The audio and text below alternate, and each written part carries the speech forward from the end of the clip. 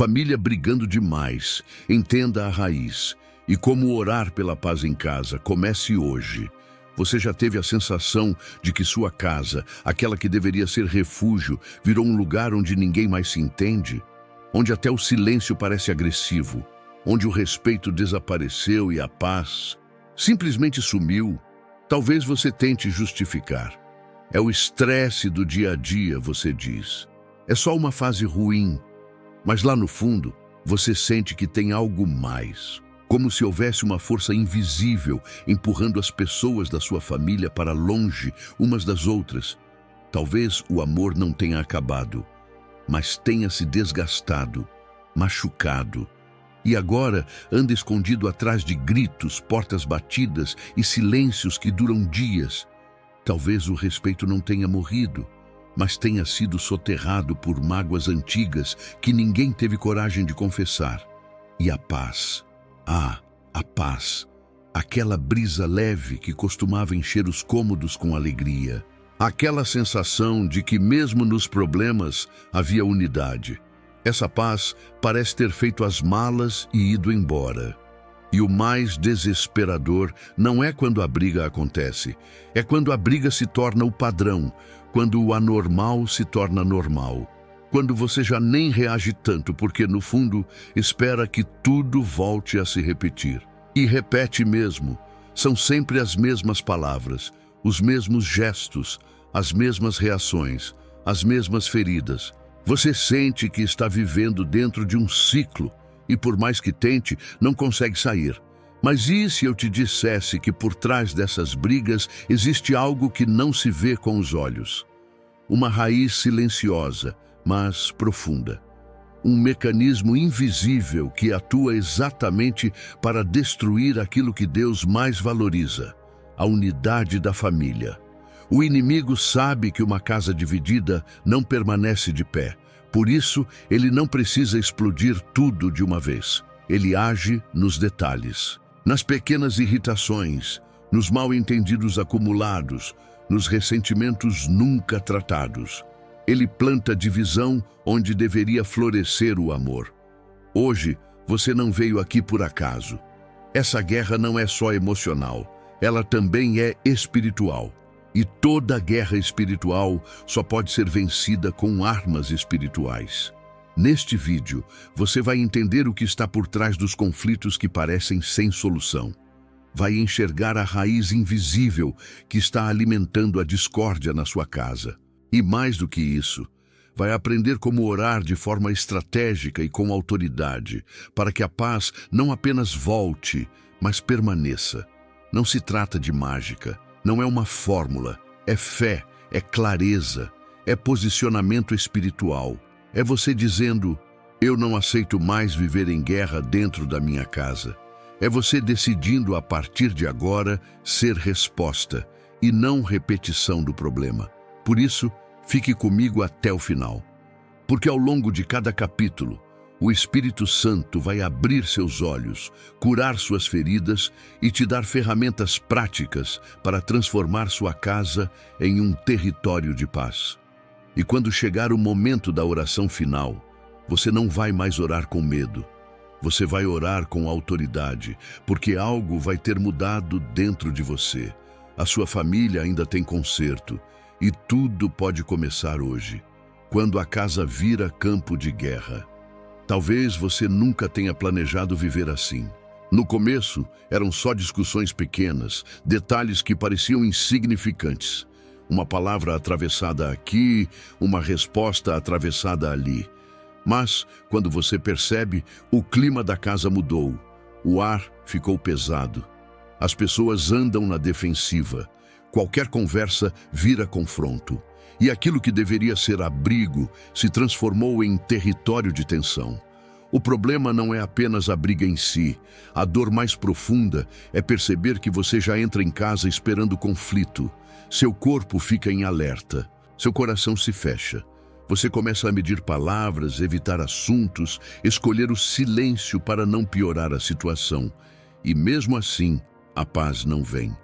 Isso cansa a alma, porque ninguém foi criado para viver em guerra dentro do próprio lar. Existe um desejo legítimo aí dentro, um desejo simples, mas profundo. Sentar à mesa sem medo, conversar sem se preparar para se defender, dormir em paz, sentir que sua casa é um lugar seguro novamente. Esse desejo não é fraqueza, ele é um sinal. Um sinal de que algo saiu do lugar e precisa ser restaurado. Quando a casa vira campo de guerra, a maioria das pessoas tenta resolver apenas na superfície. Tenta controlar o comportamento, mudar o tom de voz, evitar certos temas. Tudo isso ajuda, mas não resolve a raiz. Porque há momentos em que a intensidade das reações não corresponde ao tamanho do problema. Pequenas situações geram explosões grandes demais. Isso revela que não é só desgaste emocional. Existe uma guerra espiritual silenciosa em curso. A Bíblia ensina que nossa luta não é contra carne e sangue. Ou seja, o problema não é apenas a pessoa com quem você briga. Não é seu marido, sua esposa, seu filho ou seus pais. O inimigo é especialista em fazer com que a gente lute contra quem deveria proteger. Ele distorce percepções, aumenta feridas antigas, ativa memórias dolorosas e cria um ambiente onde todos se sentem atacados, mesmo quando ninguém está tentando ferir. O primeiro passo para sair desse campo de guerra é reconhecer o ciclo. Enquanto você trata cada briga como um episódio isolado, nada muda. Mas quando você percebe que existe um padrão, algo se revela. Sempre começa do mesmo jeito, sempre termina com a mesma dor, sempre deixa o mesmo rastro de culpa, arrependimento e distância. Esse reconhecimento não é acusação, é clareza. E clareza é o início da libertação. A partir desse ponto, a ação precisa ser consciente. Alguém precisa interromper o automático. Alguém precisa decidir que não vai mais reagir apenas no impulso da carne. Isso não significa aceitar abuso ou se calar diante do errado. Significa escolher uma postura espiritual diferente. Significa parar, respirar, orar em silêncio e dizer no coração: Deus, entra agora onde eu não consigo mais entrar. Esse clamor muda o ambiente. Porque quando você reconhece que existe uma guerra maior do que a discussão visível, você deixa de lutar sozinho. Você chama o céu para dentro da sua casa. E quando Deus entra em cena, o campo de guerra começa a perder força. Não porque todos mudam de uma vez, mas porque alguém decidiu não alimentar mais o ciclo. Se você chegou até aqui, é porque essa realidade faz sentido para você. E a seguir, você vai entender algo ainda mais profundo. Vai descobrir por que algumas brigas parecem ganhar vida própria e como certas reações se tornam quase incontroláveis dentro do lar. O espírito que se alimenta da gritaria. Toda casa tem momentos de tensão, mas há lares em que a gritaria se tornou a trilha sonora dos dias. O volume da voz substituiu o diálogo. O tom agressivo virou defesa. E o grito, ao invés de ser um sinal de urgência, se tornou um hábito. Um comportamento que se repete tanto que já nem parece estranho. Mas existe algo profundo escondido nisso tudo, algo que poucos percebem. Existe um tipo de influência espiritual que se alimenta do caos. Um espírito que não precisa de grandes tragédias para agir. Basta o ambiente estar contaminado por palavras duras, tons ofensivos e explosões de raiva. Ele cresce toda vez que alguém perde o controle e cede à carne. E quanto mais ele cresce, mais brigas surgem, mais ressentimentos se acumulam e mais difícil fica conversar com calma. Você já notou como certas discussões ganham um peso desproporcional? Coisas pequenas que terminam em portas batidas, dias sem se falar e lágrimas escondidas. Essa desproporção é uma pista. Algo invisível está amplificando reações. Isso não significa que as pessoas não tenham responsabilidade pelos seus atos, mas sim que muitas vezes estão sendo influenciadas por um ambiente que favorece a discórdia. O desejo de quem vive isso é simples: ter domínio próprio. Ter força para não responder no impulso. Deseja ouvir mais e falar menos. Respirar fundo ao invés de gritar. Mas na prática isso parece impossível, porque a atmosfera espiritual já está carregada demais. A palavra de Deus nos lembra que o homem iracundo suscita contendas, Provérbios 15:18. E também nos ensina que o fruto do Espírito é domínio próprio. Ou seja, não é pela força humana que o caos vai cessar. É pela presença do Espírito Santo. Quando o ambiente está dominado por contenda, o Espírito de Deus é sufocado. E quando a presença de Deus diminui, o espaço vazio é rapidamente ocupado por outra influência. A solução começa com vigilância. Quando sentir a raiva subindo, não alimente o fogo.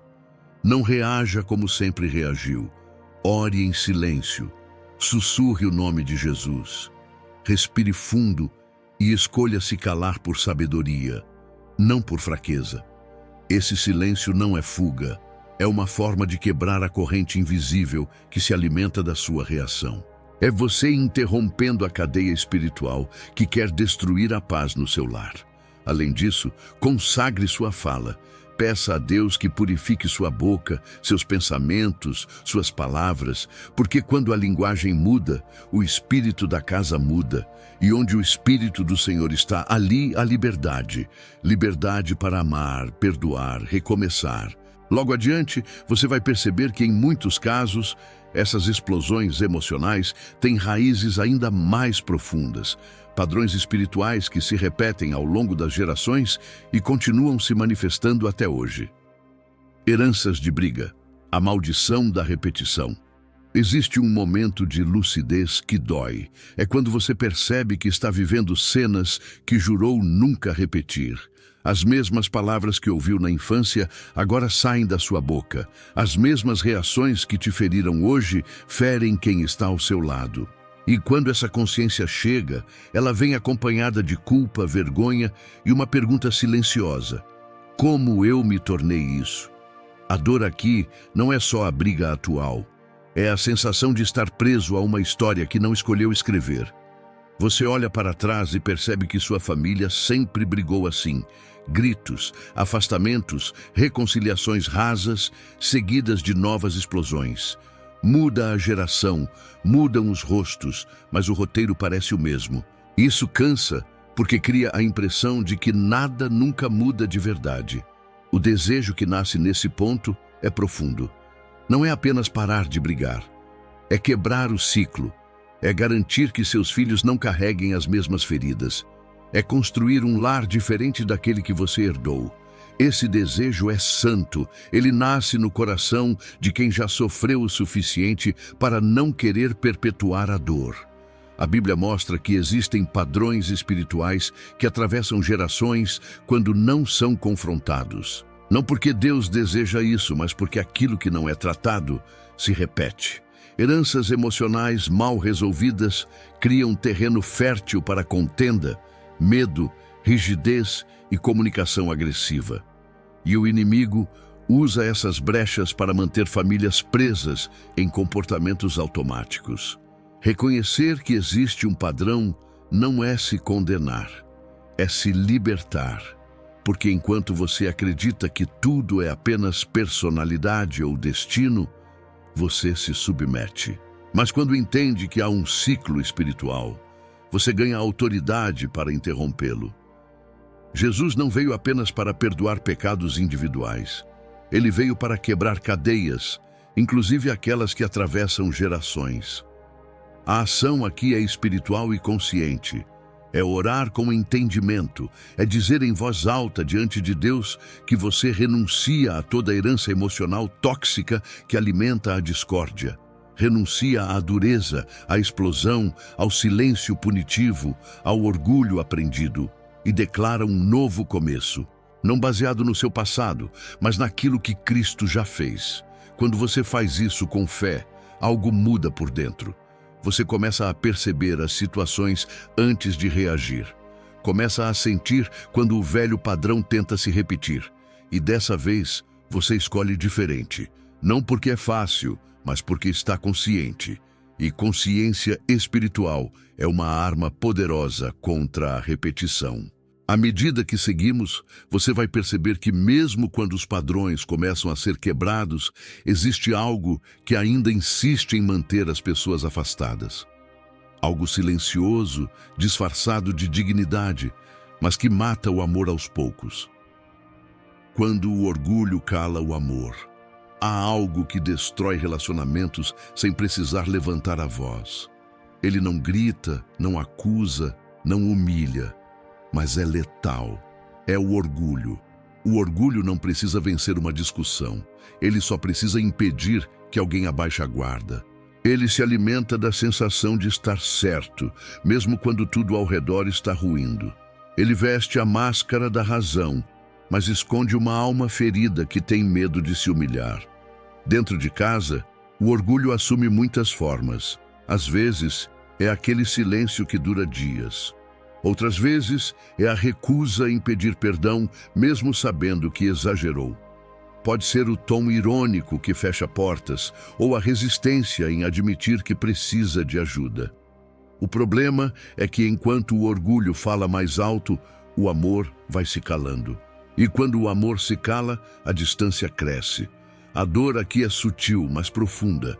É ver duas pessoas que se amam vivendo como estranhos. É morar debaixo do mesmo teto sem dividir o coração. É saber o que dizer, mas escolher não dizer. É assistir o relacionamento morrer lentamente, não por falta de sentimento, mas por excesso de orgulho. O que a alma deseja é reconexão. Deseja voltar a rir junto, sentir leveza nas conversas, poder se aproximar sem sentir que está se humilhando.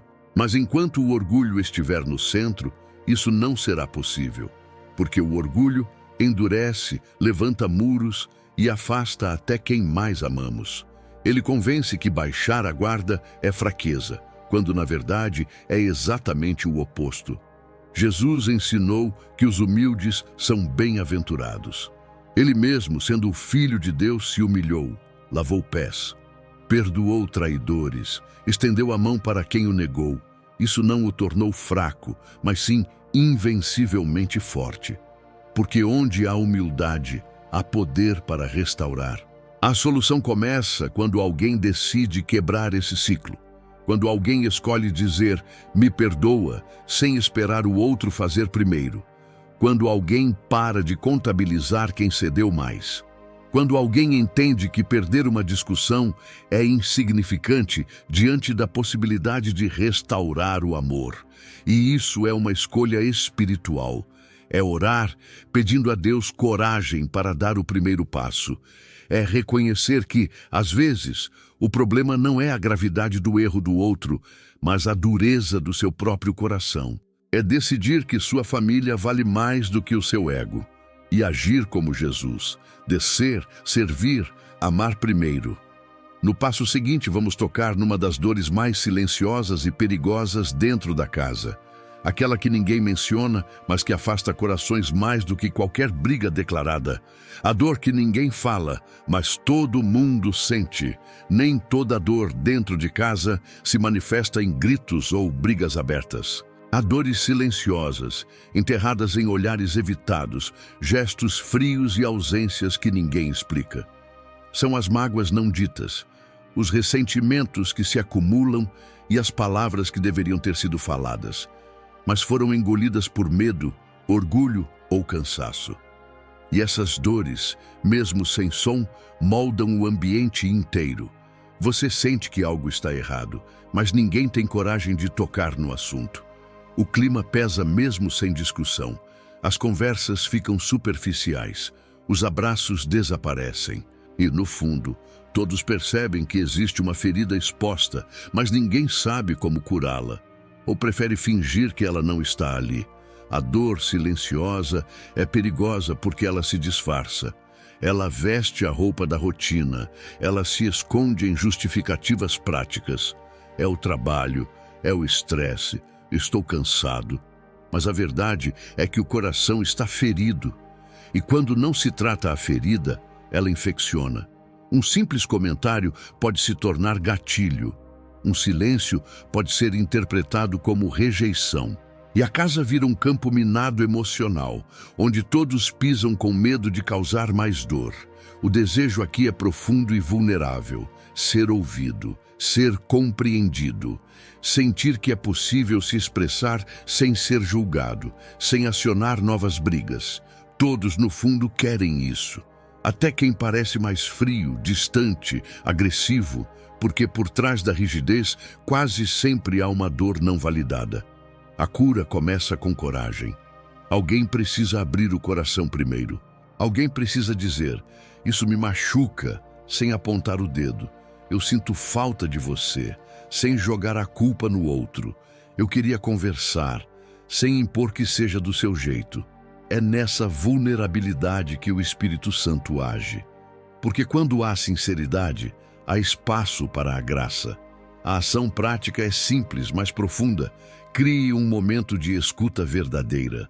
Pode ser uma conversa com Deus antes, pedindo sabedoria. Pode ser escrever o que precisa ser dito. Mas o importante é sair do silêncio que adoece e entrar na verdade que cura. E depois disso, ore. Ore para que Deus prepare os corações, desarme as defesas e abra um caminho de reconexão. Mais à frente nesta caminhada, vamos entrar em um território ainda mais sutil. Você vai entender como o ambiente físico da casa, aquilo que está nos objetos, nas palavras ditas e até no que se ouve, influencia diretamente o espírito que habita no lar.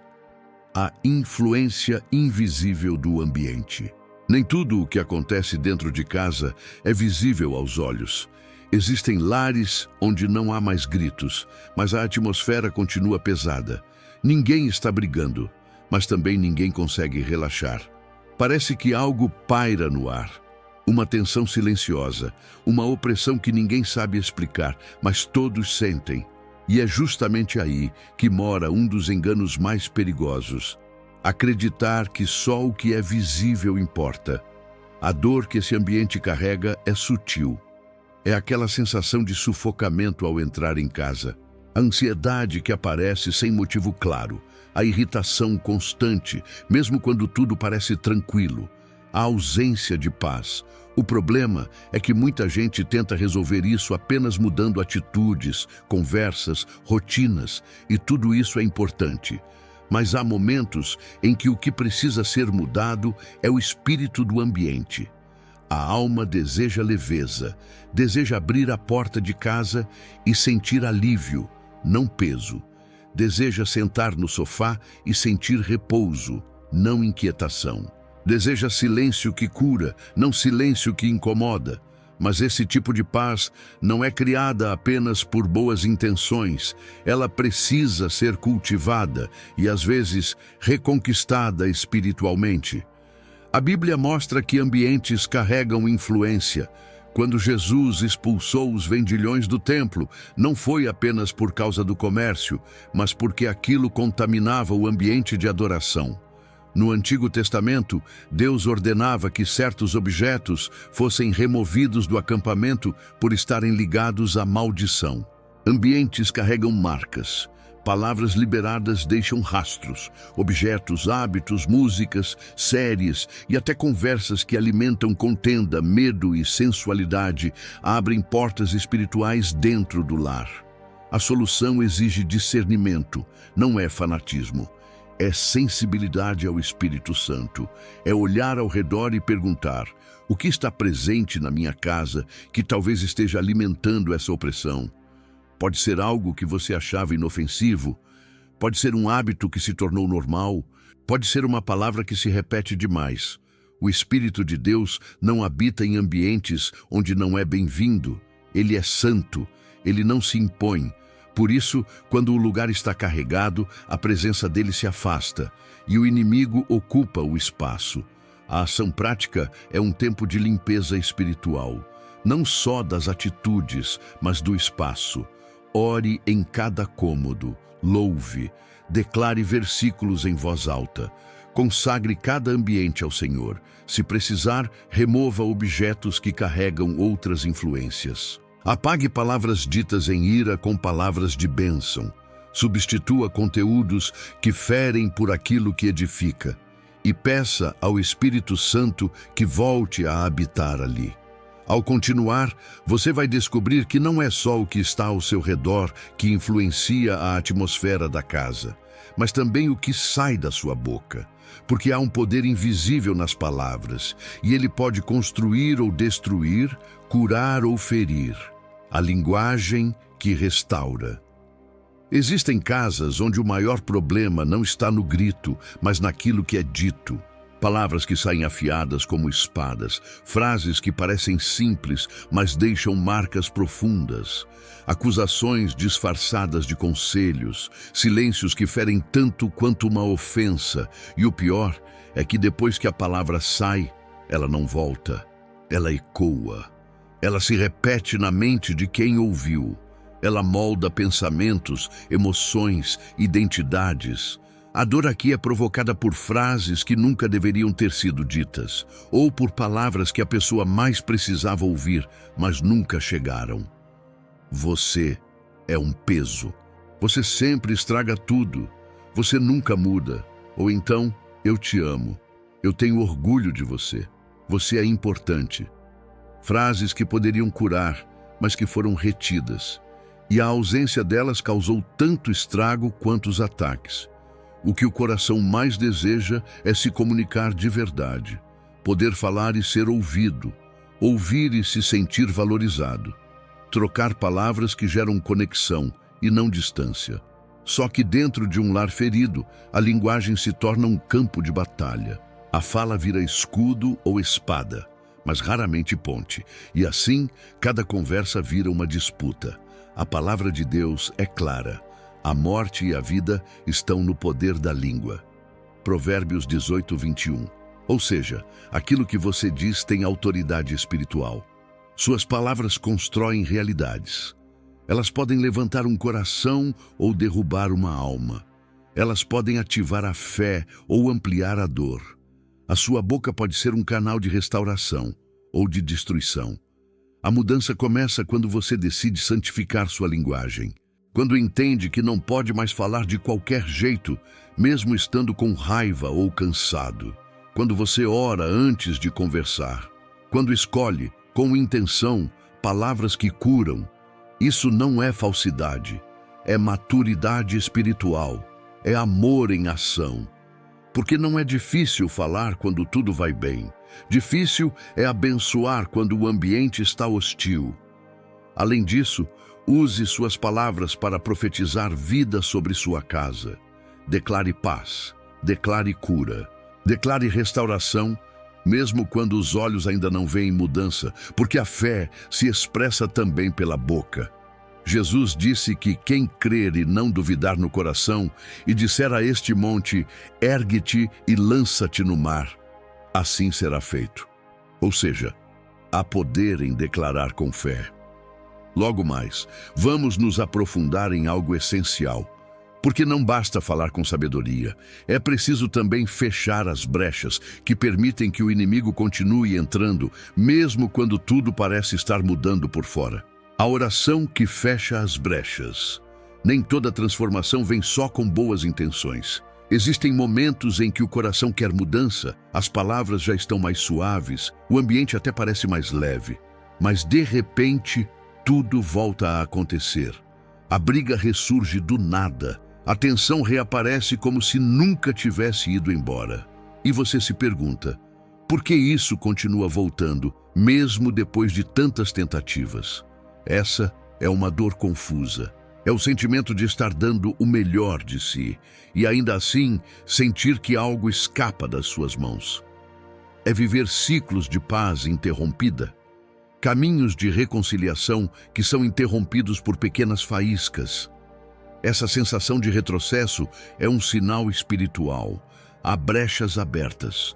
Brechas são espaços espirituais desprotegidos, lugares do coração, da casa, da alma ou do comportamento onde o inimigo encontra acesso para entrar.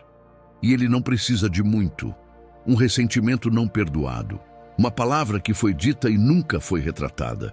um objeto consagrado, um costume que parece inofensivo, uma repetição inconsciente de padrões tóxicos. Tudo isso pode se tornar um ponto de entrada. O que o coração mais deseja é estabilidade espiritual. É sentir que a paz veio para ficar, que a presença de Deus não é uma visita rápida, mas uma habitação constante, que as mudanças não são apenas emocionais, mas enraizadas no espírito. Isso é possível, mas exige posicionamento. A palavra diz: não deis lugar ao diabo, Efésios 4:27. Essa é uma ordem clara.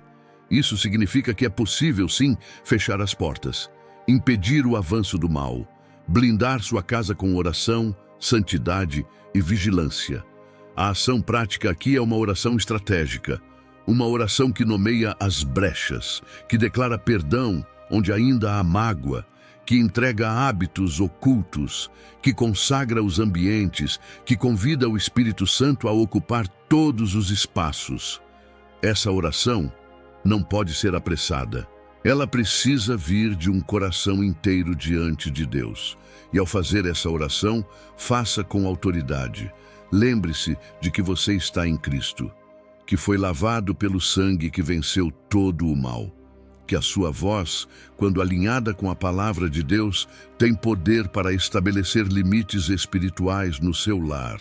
Não ore como quem implora, ore como quem governa, porque você está debaixo da autoridade do Rei dos Reis. Nos próximos instantes, você vai descobrir uma disciplina espiritual pouco falada, mas extremamente poderosa para manter a paz no lar. Não tem a ver com alimento, mas com o que você decide não responder. O jejum da discórdia. Algumas batalhas não se vencem falando mais, se vencem falando menos, não por omissão, mas por sabedoria. Há momentos em que a maior vitória espiritual não está em argumentar, nem em provar um ponto, mas em calar no tempo certo. Isso, para quem vive dentro de um ambiente familiar marcado por brigas, parece impossível, porque o impulso é sempre responder, se defender, revidar. E quando menos se espera, o ciclo se reinicia. A dor aqui vem da reação imediata. Você até promete a si mesmo que não vai mais brigar, mas basta uma palavra mal colocada para tudo explodir. Depois vem o arrependimento, a culpa, o peso, a sensação de que você perdeu o controle mais uma vez. E isso esgota, porque viver tentando se consertar após cada briga é como enxugar gelo. Não resolve o problema de dentro. O que o coração deseja profundamente é paz. Paz mesmo quando provocado. Paz mesmo quando o outro erra. Paz que vem de dentro e não depende do comportamento alheio. Esse tipo de paz é fruto de uma decisão espiritual. E é aqui que entra o jejum. Não o jejum de comida, mas o jejum da discórdia. O jejum da discórdia é uma entrega voluntária. É quando você decide jejuar de tudo o que alimenta conflito, do tom de voz elevado, das respostas sarcásticas, do costume de querer ter a última palavra, da tentação de devolver na mesma moeda. É quando você se cala não por fraqueza, mas por convicção, por amor, por reverência à presença de Deus na sua casa. Jesus foi acusado injustamente, traído, humilhado e, mesmo assim, permaneceu em silêncio diante de Pilatos. Ele sabia que sua missão era maior do que uma defesa momentânea. Ele sabia que o silêncio, às vezes, fala mais alto que 1000 argumentos. Quando você entende isso, seu comportamento muda. Você não precisa mais vencer a discussão. Você precisa vencer a si mesmo. A ação prática é clara. Comece a jejuar das suas reações carnais. Ore pedindo domínio próprio. Escreva frases que normalmente usaria e entregue-as a Deus. Crie um momento do dia para ficar em silêncio diante do Senhor, pedindo cura das palavras impulsivas. E quando for tentado a reagir, lembre-se, há uma guerra maior acontecendo, e cada escolha sua pode ser uma arma de paz. Mais à frente nesta jornada, vamos falar sobre algo poderoso. Você vai descobrir que mesmo quando tudo parece estéril e seco dentro da sua casa, ainda é possível semear paz e colher frutos que você nem imaginava. Plantando paz em solo seco. Chega uma hora em que o coração se pergunta: ainda vale a pena tentar? Depois de tantas discussões, afastamentos e tentativas frustradas, parece que tudo dentro de casa ficou estéril. As palavras não produzem efeito. Os gestos são mal interpretados. A indiferença virou proteção. E o silêncio passou a ser o único acordo entre as partes. É como tentar regar uma terra rachada, sem vida. Essa é uma dor que esgota por dentro, porque você deseja ver mudanças, mas não vê retorno. Semeia amor e recebe frieza. Tenta aproximação e recebe distância. Começa uma conversa em paz e termina ouvindo acusações. A alma começa a acreditar que é inútil continuar.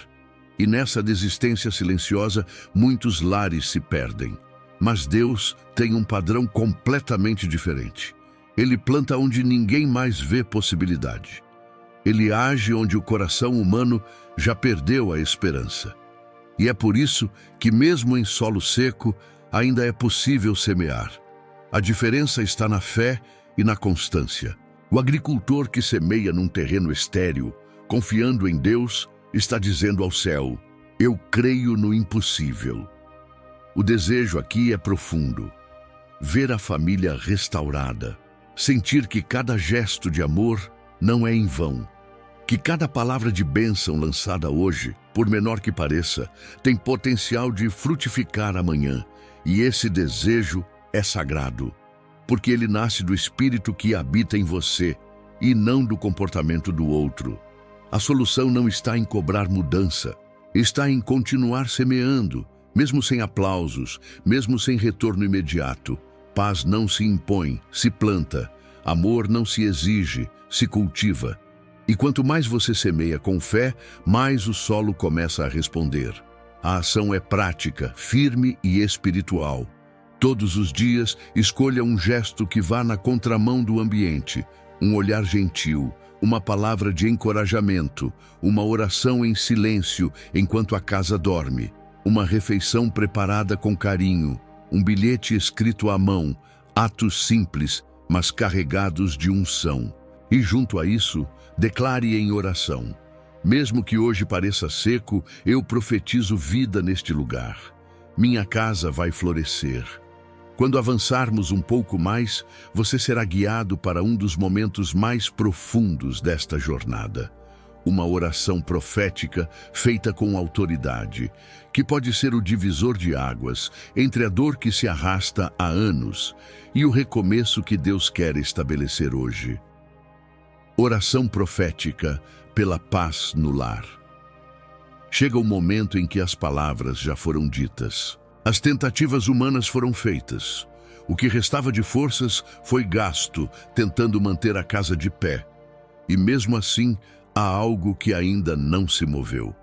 Uma resistência invisível, uma barreira entre corações, uma tensão que persiste. É aqui que muitos desistem. Mas é também aqui que os céus podem se abrir, se houver alguém disposto a orar com fé e autoridade. Essa é uma dor profunda. O sentimento de ter feito tudo certo e, mesmo assim, ver tudo desmoronando. É orar em silêncio sem ver resposta. É esperar um gesto que nunca vem. É sentir-se sozinho dentro da própria casa. E nessa dor surge a tentação de parar de crer, de deixar como está, de aceitar que minha família é assim mesmo. Mas a sua alma clama por milagre. Não por uma melhora superficial, mas por uma cura verdadeira. Uma transformação que ultrapasse a lógica e alcance o impossível. E esse desejo é legítimo, porque Deus não desiste de lares em guerra. Ele é especialista em ressuscitar vínculos mortos. Ele ainda transforma corações de pedra em corações de carne. A oração profética é diferente da oração comum. Ela não é baseada no que se sente, mas no que se crê. Não se baseia no que os olhos veem, mas no que o Espírito revela. Ela declara paz onde só há gritos, declara amor onde há mágoa, declara reconciliação onde só existe indiferença. E quando feita com fé, essa oração toca o coração de Deus e move o mundo espiritual. Antes de orar, pare, feche os olhos, respire. Lembre-se de tudo que Deus já restaurou na sua vida. Ele não te trouxe até aqui para te deixar sozinho. Você vai orar não como quem implora, mas como quem se posiciona. Você vai clamar como alguém que tem autoridade espiritual, porque você tem. A Bíblia diz que tudo o que ligarmos na terra será ligado no céu. Então ligue agora pela fé o seu lar à vontade de Deus. Ore assim: Senhor, eu consagro agora cada cômodo da minha casa. Eu declaro que esse lar pertence a Ti. Toda raiz de briga, de orgulho, de ressentimento, de afastamento emocional, eu cancelo em nome de Jesus. Toda influência maligna que encontrou espaço aqui, eu ordeno que saia agora. Espírito Santo, venha habitar com liberdade. Toma a minha boca, os meus pensamentos, os meus gestos. Restaura os laços que foram rompidos. Que toda tentativa do inimigo de dividir a minha família seja frustrada. Em nome de Jesus, eu declaro: meu lar viverá em paz, e nada nem ninguém impedirá o que o Senhor está fazendo aqui. Amém. E à medida que essa oração ecoa, creia. Mesmo que você ainda não veja, algo já começou a mudar. Na última parte da nossa jornada, vamos encerrar com um chamado à consciência e à ação. Porque o milagre pode começar com uma simples decisão, e essa decisão está nas suas mãos. A revolução começa com você. Depois de tudo o que você ouviu, percebeu e orou, é hora de entender uma verdade que pode mudar o destino da sua casa. A transformação não começa quando todos mudam. Ela começa quando você muda. A revolução que o céu deseja fazer no seu lar começa em quem se dispõe a ser canal de paz, mesmo em meio à guerra. Essa é uma dor solitária, mas poderosa. Porque talvez você seja a única pessoa da família buscando essa transformação. Os outros parecem alheios, duros, indiferentes. E isso gera um sentimento de abandono espiritual, como se você estivesse remando sozinho em direção a uma paz que ninguém mais quer. Mas ouça com atenção: Deus só precisa de um que se coloque na brecha, um que diga sim, um que decida não repetir os erros que herdou, um que abra mão de ter razão para preservar o amor. O desejo agora é fazer parte da mudança real. Ver a família restaurada, não apenas em palavras, mas em atitudes. Criar um novo ciclo, um novo ambiente, um novo legado. Ser lembrado como aquele que interrompeu a dor e iniciou a cura. E sim, isso é possível, porque Deus sempre começa grandes obras com corações dispostos. A Bíblia está cheia de histórias em que um só transformou tudo. Josué se posicionou e declarou: eu e minha casa serviremos ao Senhor. Esther arriscou a própria vida pela salvação do seu povo. Neemias reconstruiu os muros com fé e ação. Você não precisa ser perfeito, só precisa estar disponível. A ação que Deus espera de você agora é simples, mas firme: se levantar, decidir de fato ser a voz da paz. Parar de esperar que os outros mudem primeiro e começar a semear, a orar, a declarar, a agir com a certeza de que o Espírito Santo está contigo. Não será fácil, mas será santo e será transformador. Se esse conteúdo falou com você, se você orou, chorou, refletiu e entendeu que a mudança começa em você, então declare isso publicamente. Escreva nos comentários: eu escolho a paz no meu lar. Não apenas como frase, mas como compromisso, como testemunho, como semente lançada. E compartilhe esse vídeo com alguém que precisa ouvir tudo isso. Talvez essa pessoa seja a outra ponta do milagre que Deus já começou a realizar. Sua casa vai florescer, porque Deus não perdeu o controle. E agora, com você se posicionando, a revolução da paz já começou. dentro de você. Fique na paz de Deus.